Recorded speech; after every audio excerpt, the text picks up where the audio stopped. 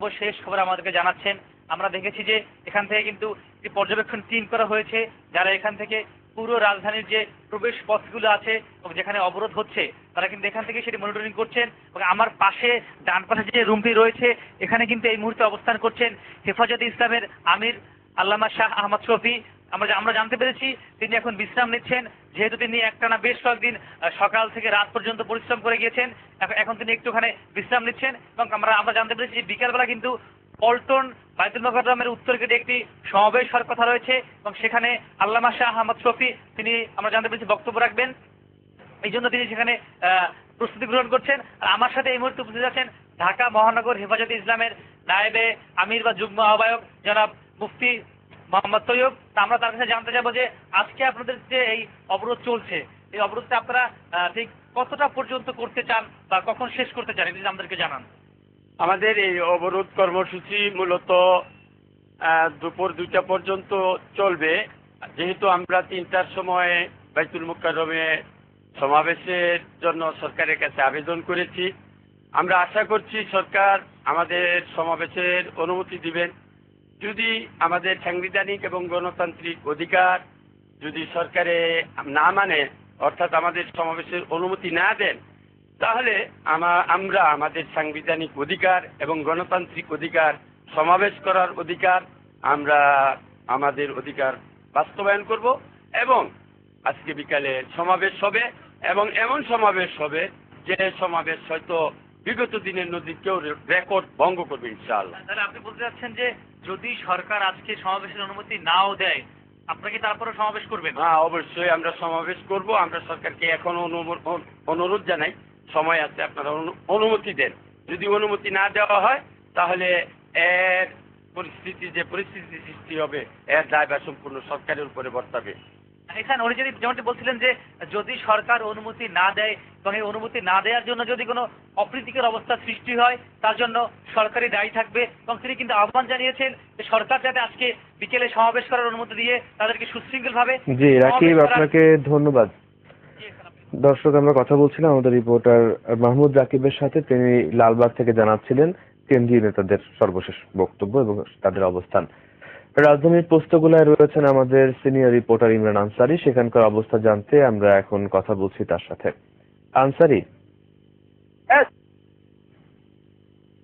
আনসারি, পোস্তগোলা এলাকার সর্বশেষ অবস্থা আমাদের জানান। সম্ভবত স্কাইপের মাধ্যমে দেখতে পাচ্ছেন লাখো লাখো তৌহিদি জনতার ঢল নেমেছে পোস্তগোলা ব্রিজে।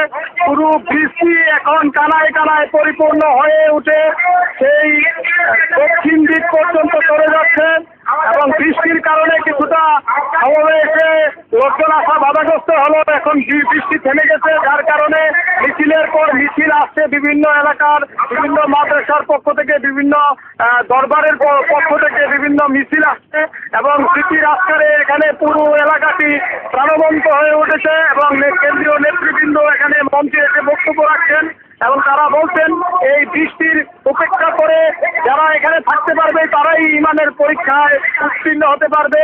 তাদের এই সংগ্রাম অব্যাহত থাকবে যতদিন পর্যন্ত তাদের 13 দফা দাবি বাস্তবায়ন না হয়। তারা সরকারকে অবিলম্বে এই 13 দফা দাবি বাস্তবায়নের উদারত আহ্বান জানিয়েছেন এবং তারা বৃষ্টি যাতে না হয় সেজন্য আল্লাহর কাছে প্রার্থনা করেছেন এবং এখানে হাজারো মানুষ উপস্থিত হচ্ছেন এবং তাদেরকে এলাকাবাসী স্বাগত জানাচ্ছেন এবং এলাকাবাসীরা তাদের আপ্যায়নের জন্য সারিবদ্ধভাবে তারা বিভিন্ন শুকনো খাবার নিয়ে দাঁড়িয়েছেন। আমরা এখানে দেখতে পাচ্ছি এখানে মঞ্চের কেরাম বক্তব্য রাখছেন, কোরআন হাদিস সম্পর্কে বিভ্রান্তিগুলো আমরা আপনারা আরো দেখছেন। আনসারি, আপনাকে ধন্যবাদ। দর্শক, হেফাজতে ইসলামের অবরোধ কর্মসূচি চলছে ঢাকার 6টি প্রবেশ পথে। আমরা কথা বলছিলাম আমাদের রিপোর্টার ইমরান আনসারির সাথে। তিনি জানাচ্ছিলেন পোস্তগোলা থেকে সেখানকার অবস্থা। এবার আমরা জানবো রাজধানীর অন্যতম গুরুত্বপূর্ণ প্রবেশ পথ উত্তরার আব্দুল্লাহপুর এলাকার খবর। সেখানে রয়েছেন এনামুল হক। সেখানকার সর্বশেষ অবস্থা আমরা জানবো। এনাম? হ্যাঁ, শুনতে পাচ্ছি। হ্যাঁ, আব্দুল্লাহপুরের সর্বশেষ এই মুহূর্তের অবস্থা আমাদের জানান। সর্বশেষ অবস্থা এখানে পুরো মূল যে সড়কটি উত্তরা আব্দুল্লাহপুর টঙ্গী গাজীপুর এবং আশুলিয়া এই সড়কগুলোতে লোকে লোকারণ্য হয়ে পড়েছে এবং এখানে হাজার হাজার লক্ষ লক্ষ মানুষ এখানে রাস্তায় অবস্থান নিয়েছে এবং তারা দাবি করছে যে নাস্তিকদের ফাঁসির যে দাবি তারা করেছে সেই দাবি তারা আদায় না হওয়া পর্যন্ত তারা ঘরে ফিরে যাবে না। এখন তারা যে অবস্থানটা নিয়েছে এখানে পুরো রাস্তা একেবারে মানুষের সয়লাভ হয়ে গিয়েছে। এখানে কোনো ধরনের যানবাহন চলাচল করছে না, কোনো ধরনের যানবাহন ঢাকায় প্রবেশ করতে পারছে না, কোনো ধরনের যানবাহন ঢাকার বাইরেও যাওয়ার কোনো সুযোগ নাই। এখানে অবস্থান নিয়ে তারা খণ্ড খণ্ড মিছিল করছে, তারা সমাবেশ করছে, তারা স্লোগান দিচ্ছে এবং তাদের দাবির সপক্ষে তারা যুক্তি তুলে ধরছে। তারা বলছেন যে 90% মুসলমানের এই দেশে আল্লাহ এবং রাসূলের অবমাননা হবে, এটা তারা মেনে নেবে না। তারা তাদের বুকের তাজা রক্ত ঢেলে দিয়ে হলেও আল্লাহ এবং তার রাসূলের মর্যাদা তারা এখানে অক্ষুণ্ণ রাখবে। যেসব ব্যক্তিরা আল্লাহ এবং রাসূল সাল্লাল্লাহু আলাইহি ওয়াসাল্লাম সম্পর্কে কটূক্তি করেছে, বিভ্রান্তিমূলক বক্তব্য দিয়েছে, অবমাননাকর বক্তব্য দিয়েছে, সেই সব ব্যক্তিদেরকে গ্রেফতার করে তাদের বিরুদ্ধে যে দণ্ডবিধি আছে, এখন যে বিচার যেই সাজা আছে সেই সাজাটাকে মৃত্যুদণ্ডে উপনীত করতে হবে। মৃত্যুদণ্ডে সর্বোচ্চ সাজা, এই সাজা তাদের বিরুদ্ধে ব্যবস্থা গ্রহণ করতে হবে, তা না হলে তাদের এই আন্দোলন দমানো যাবে না। এ পর্যন্ত কোনো ধরনের এখানে আরেকটি বিষয় হচ্ছে যে আইন শৃঙ্খলা বাহিনী এখানে অনেক দূরে অবস্থান করছে। পুরো এলাকাটা এখন হেফাজত ইসলামের দখলে, তারা এখানে পুরো আইন শৃঙ্খলা এখানে তারা কন্ট্রোল করছে। র্যাব এবং পুলিশ তারা অনেক দূরে অবস্থান করছে এবং এখানকার যারা স্বেচ্ছাসেবক রয়েছেন তাদের সাথে তারা যোগাযোগ রাখছেন আইন শৃঙ্খলা রক্ষার জন্য। আর এখানে কেন্দ্রীয় নেতারা আসছেন এবং মহানগর এবং স্থানীয় নেতারাও হেফাজত ইসলাম তারাও কিন্তু এখানে বক্তব্য রাখছেন। আরেকটি বিষয় বলে রাখি, সেটি হচ্ছে এখানে যারা আন্দোলনে নেমেছেন, রাস্তায় নেমেছেন, তারা কিন্তু অধিকাংশই তরুণ প্রজন্মের প্রতিনিধি। তরুণ প্রজন্মের এই প্রতিনিধিরাই মূলত এখানে এই আন্দোলনের নেতৃত্ব দিচ্ছেন।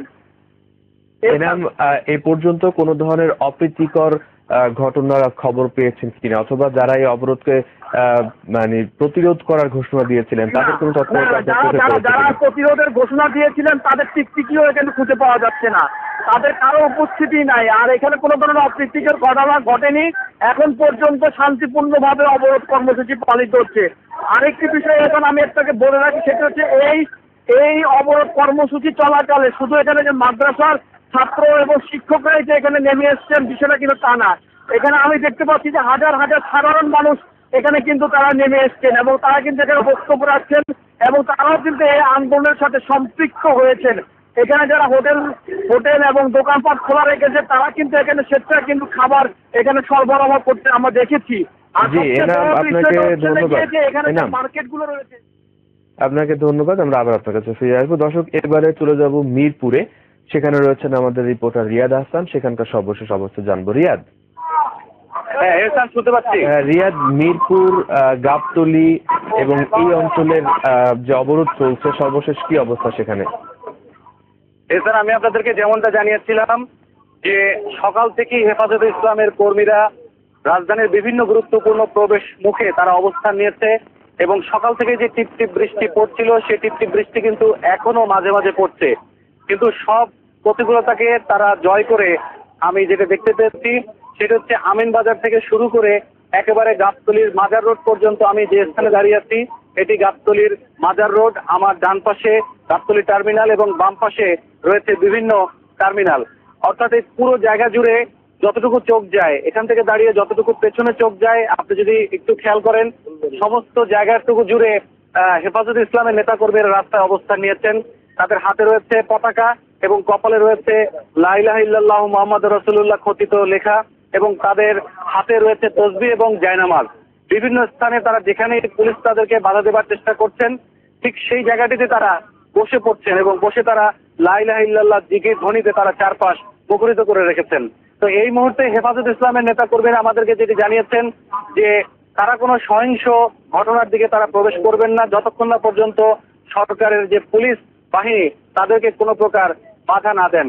তবে এই জায়গা থেকে তারা সামনের দিকে তারা অগ্রসর হবেন কিনা সে বিষয়টি আমরা তাদেরকে জিজ্ঞেস করেছিলাম। তারা আমাদেরকে যেটি জানিয়েছেন যে আল্লামা আহমদ শফি সাহেব তাদেরকে যে নির্দেশনা দেবেন সেই নির্দেশনা অনুযায়ী তারা প্রবেশ করবেন। আপনাকে জানিয়ে রাখি যে এই যে গাবতলী টার্মিনাল, আপনি জানেন এখান থেকে সব দিকের যানবাহন চলাচল করে। এই মুহূর্তে একটি ভ্যান পর্যন্ত এখানে চলাচল করতে পারছে না, মানুষের এত ব্যাপক ধরনের উপস্থিতি। এবং ডান পাশে এবং বাম পাশে যে টার্মিনালে যে কাউন্টারগুলো রয়েছে সেই কাউন্টারও কিন্তু এখন বন্ধ রয়েছে। আমি যদি আপনাকে একটু পেছন দিকে একটু ঘুরে যাই তাহলে আপনারা দেখতে পাবেন যে যতটুকু চোখ যায় ততটুকু পর্যন্ত কিন্তু লক্ষাধিক মানুষের উপস্থিতি এই জায়গাটাতে বিরাজ করছে এবং লক্ষাধিক মানুষের একটাই কথা যে নাস্তিকদের অবস্থান, নাস্তিকদের ঠাঁই এই দেশে নেই এবং তাদের এই আন্দোলন অত্যন্ত শান্তিপূর্ণ আন্দোলন এবং তারা সংঘাতে বিশ্বাস করেন না এবং তারা কোনো দেশের ক্ষমতা গ্রহণ করতেও তারা চান না। তারা চান যে এই দেশে 13 দফার দাবি মেনে না নেওয়া পর্যন্ত তাদের এই অবস্থান রাস্তাই হবে এবং রাস্তা ছেড়ে তারা যাবেন না। জি রিয়াদ, আপনাকে ধন্যবাদ। সর্বশেষ অবস্থা। দর্শক, আমরা কথা বলছিলাম আমাদের রিপোর্টার রিয়াদ আহসানের সাথে। তিনি মিরপুর এলাকা থেকে, মিরপুর এবং গাবতলী এখানে যে অবরোধ চলছে হেফাজতে, সেখান থেকে জানাচ্ছিলেন অবরোধের সর্বশেষ অবস্থা এবং তিনি যেভাবে জানাচ্ছিলেন যে ইতিমধ্যেই সেখানে লক্ষ লক্ষ মানুষের সমাগম ঘটেছে। গাবতলীর সমস্ত রাস্তাঘাট বন্ধ হয়ে গেছে, সেখানে কোনো গাড়ি ঘোড়া চলাচল করছে না এবং হেফাজতে ইসলামের কর্মীরা সেখানে অবস্থান নিয়ে তাদের 13 দফা দাবির পক্ষে তারা সেখানে স্লোগান দিচ্ছেন, আন্দোলন করছেন। এদিকে ঢাকা অবরোধ কর্মসূচিতে দেশের বিভিন্ন জেলা থেকে রাজধানীতে আসার পথে কিছু এলাকায় সরকার দলীয় লোকজন বাধা দিচ্ছে বলে অভিযোগ করেছেন হেফাজতের নেতাকর্মীরা। M A নাসেরের report. হেফাজতে ইসলামের অবরোধ কর্মসূচিতে অংশ নিতে ইতিমধ্যে দেশের বিভিন্ন স্থান থেকে হাজার হাজার মানুষ রাজধানীতে প্রবেশ করেছে। কাঁচপুর, ডেমরা ব্রিজ, আমিনবাজার, বাড্ডা ও চিটাগাং রোড সহ বিভিন্ন এলাকা দিয়ে রাজধানীতে প্রবেশ করছেন তারা। আমাদেরকে জায়গায় জায়গায় হয়রানি করা হয়েছে, যেগুলো নিয়ে আমাদের কোনোদিন এরকম পাই নাই। আমরা যাতে সময় যেগুলো আমরা জীবনেও হয় না এরকম, আমরা মনে করেন যে টুল বক্স যেগুলো প্রয়োজন নেই অনেক জায়গায় মানে ঝামেলা আমাদেরকে করা হয়েছে। আমরা আসছি একমাত্র আহমদ শফি সাহেবের ওনার দাবি আদায় করার জন্য আসছি, ইমানি দায়িত্ব নিয়ে আসছি, আর কোনো নাই। আমাদের যতদিন থাকবে ইনশাল্লাহ আমরা থাকবো। আমাদের যে ইমানের দাবি আছে আমরা ইনশাল্লাহ পূরণ করে ইনশাল্লাহ আমরা যাব। তবে সরকার দলের লোকজন অবরোধ কর্মসূচিতে অংশগ্রহণকারীদের পথে পথে বাধা দিচ্ছে বলে অভিযোগ করেন হেফাজতের নেতারা। আওয়ামী লীগের কিছু লোকজন নাকি এরকম অতিরঞ্জিত করতেছে, আমাদেরকে বাধা বিপত্তি দিয়েছে। পুলিশ দুই একজন এসে বললো যে আপনি তাড়াতাড়ি চলে যান। এবার পথে পথে আমাদের ব্যারিকেড দিয়ে আমাদেরকে করছেন যাতে আমরা এরকম সরাসরি আমরা আসতে পারি না। বিভিন্ন জায়গায় বাধা বিপত্তি হয়েছিল আর কি। আর আমরা যে আসি, আমাদের যে নেতা, কেন্দ্রীয় নেতা আছেন যিনি, যার নির্দেশ আমরা এরকম মাঠে নামছি, উনি যতক্ষণ নির্দেশ দেন ততক্ষণ থাকবো। অবরোধ কর্মসূচিকে বানচাল করার চেষ্টা করা হলে পরিণাম ভালো হবে না বলেও হুঁশিয়ারি দেন দলের নেতারা। M A Naser, Diganta television, Dhaka. সাভারের রানা প্লাজার ধ্বংসস্তূপ থেকে আজ সকালে আরো 5টি লাশ উদ্ধার করা হয়েছে। এতে লাশের সংখ্যা দাঁড়ালো 569। আর উদ্ধার কাজে ধীরগতির অভিযোগ থাকলেও সংশ্লিষ্টরা বলছেন নিরলসভাবেই চলছে ধ্বংসস্তূপ সরানোর কাজ। অন্যদিকে লাশের সন্ধানে হাসপাতালের মর্গ, অথরচন্দ্র উচ্চ বিদ্যালয় সহ এখনো খুঁজে ফিরছেন নিখোঁজদের স্বজনরা। শামসুর রহমান, বিপ্লবের রিপোর্ট। রানা প্লাজার ধ্বংসস্তূপে এখন ভারী যন্ত্রপাতি ব্যবহারের মাধ্যমে চূড়ান্ত পর্যায়ে উদ্ধার কাজ চলছে জোরে সোরে। বিরামহীন কাজে একের পর এক বেরিয়ে আসছে লাশ। গুমোট গন্ধে ভারী হয়ে আছে পুরো এলাকা। সামনে পাচ্ছি আর কি।